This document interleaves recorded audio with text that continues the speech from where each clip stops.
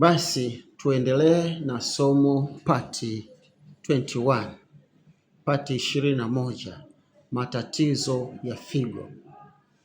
Matatizo ya figo. Kidney cyst na kidney stone, tofauti yake nini? Tofauti ya kidney cyst na kidney stone, vyote vinaweza kuwa ni ndani ya figo, lakini sio kitu kimoja. Kidney cyst nini?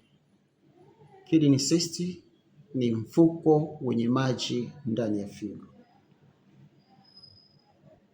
na mara nyingi unaweza kutokuwa na dalili, mgonjwa sijui kama na mfuko wenye maji, kwa sababu vifuko hivi viko muda wote, lakini havijakuwa, havijatanuka, havijavimba, kwa anaweza sijui dalili. Lakini pia unaweza kugundulika kwa ultrasound. Baada ya kupima ultrasound, tunaweza kugundua kwamba vifuko hivi vipo, vimevimba au viko katika hali ya kawaida. Kidney stone ni nini? Kidney stone ni mkusanyiko wa madini yaliyotengeneza jiwe. Mkusanyiko wa madini uliotengeneza jiwe, na mara nyingi husababisha maumivu makali, na wakati mwingine unaweza kusababisha damu kwenye mkojo. Kwa kifupi, tofauti ya cyst na stone.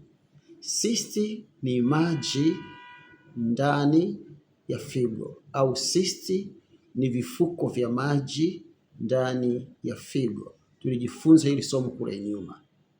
Na stone ni mkusanyiko wa madini yaliyoganda ndani ya figo. Na stone au kidney stone ni madini yaliyoganda ndani ya figo. Si kila kitu kinachoonekana kwenye figo ni jiwe. Hapana, wakati mwingine ni maji, yani cyst. Lakini onana na mtaalamu wa afya, onana na daktari kama unajisikia dalili za kuuma upande mmoja au maumivu ya upande mmoja, maumivu makali, muone daktari. Utashauriana na mtajua cha kufanya.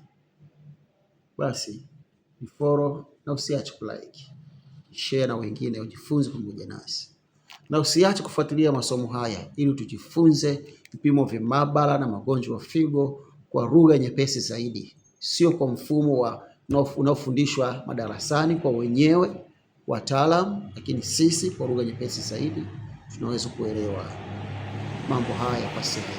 Mungu akubariki sana.